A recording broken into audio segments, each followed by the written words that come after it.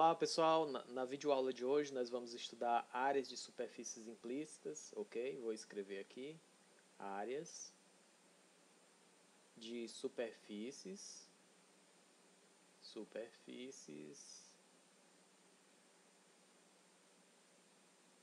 implícitas.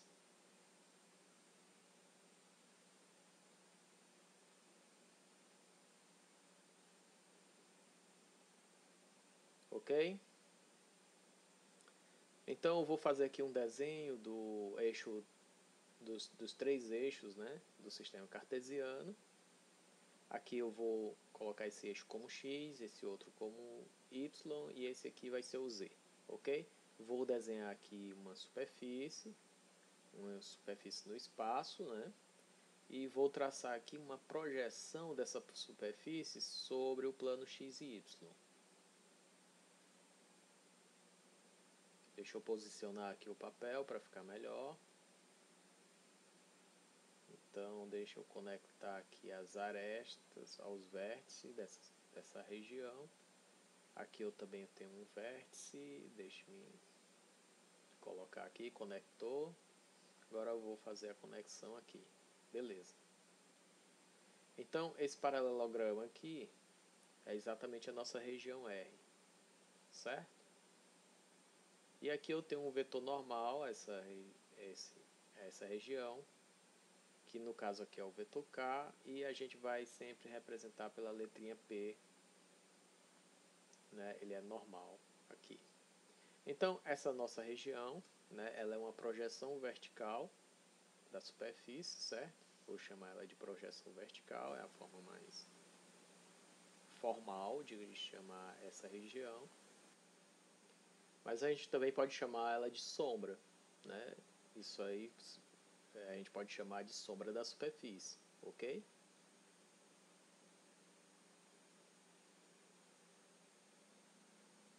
Então, beleza. Vou colocar aqui a letrinha S para representar a superfície. E tá faltando o que? Ah, sim, tá faltando a equação da superfície de forma implícita, né? F de x, y, z igual a uma constante c. Isso aqui é a forma geral da superfície numa equação implícita, né? A superfície na forma implícita. Então vamos lá. Se S, né? Se S, que é a nossa superfície, né? Ela não dobra sobre si mesma, certo? Ela não dobra sobre si mesma, então existe uma função, né, h de x, y, uma função h de x, y, tal que a gente vai ter aqui uma parametrização de superfície, né? R de x e y, uma função vetorial, em que a gente tem x na direção y, y na direção j e h de x e y na direção k. Ok? Então, dessa forma, vou escrever aqui, ó, dessa forma,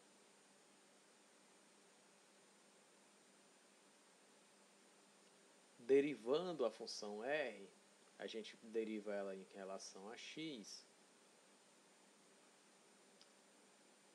e aqui vai dar 1, ou seja, i, né? Aqui dá 0, e esse daqui vai dar a derivada de h com relação a x, ok? Isso na direção k. De forma análoga, a gente vai derivar a função r com relação a y, e aqui vai dar 0, né? Aqui dá 1, então tem um j aqui, e isso aqui vai dar a derivada de h com relação a y, na direção k, ok? Então vamos dar o desenvolvimento agora, né? Agora a gente já conhece as derivadas, então como o h ele é desconhecido, né? É desconhecido do problema, ou seja, a superfície é implícita, o h está implícito, né? Então nós calculamos, né? Então, calculamos as derivadas de h com relação a x, derivando a função f, primeiro com relação a x e dividindo a derivada da função f com relação a z. Por simplicidade de notação, vou escrever só fx sobre menos fx sobre fz, certo? E de forma análoga, eu vou derivar o h com relação a y. Isso vai me dar menos a derivada de f com relação a y sobre a derivada de f com relação a z. E por simplicidade de notação, vou escrever menos fy sobre fz. Ok? De posse desse resultado, agora a gente pode fazer o cálculo do produto vetorial da derivada de r com relação a x, produto vetorial da derivada de r com relação a y. E aqui eu vou colocar o resultado, ele vai dar fx sobre fz na direção y, mais fy sobre fz na direção j, mais o k. E eu colocando 1 sobre fz em evidência, olha só o que vai acontecer. Eu vou ter fx na direção y, fy na direção j e fz na direção k. Ou seja, a gente vai ter o gradiente de f, 1 sobre fz, gradiente de f, ok? Que eu ainda posso escrever assim, ó.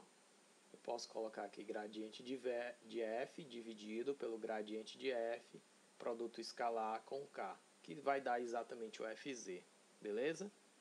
Então, o nosso d sigma que a gente está atrás é igual à norma, né? A norma do gradiente de f sobre o gradiente de f, produto escalar com k. Isso aqui é exatamente o resultado do produto vetorial. E aqui a gente coloca dx dy, ok? Pronto, tendo o d sigma, agora a gente pode calcular a área da superfície. A área da superfície, de forma geral, é escrita assim. E eu vou ter a integral dupla na região R, que é aquela sombra da superfície lá. Ó, essa sombra aqui, tá certo? Essa daqui é a nossa região de integração. E eu vou colocar agora o d sigma, que é a norma, né, de f, do gradiente de f, perdão, sobre a norma do gradiente de f produto escalar com k, tá certo? Isso dx dy, ok? E de uma forma geral a gente pode escrever assim, ó. A gente escreve que a área da superfície é igual à integral dupla na região R, e aqui eu coloco o gradiente de f, dividido pelo gradiente de f, produto escalar com o vetor p, né? E aqui eu coloco dA. Se eu estiver assumindo que a razão entre essas normas é uma função contínua, beleza?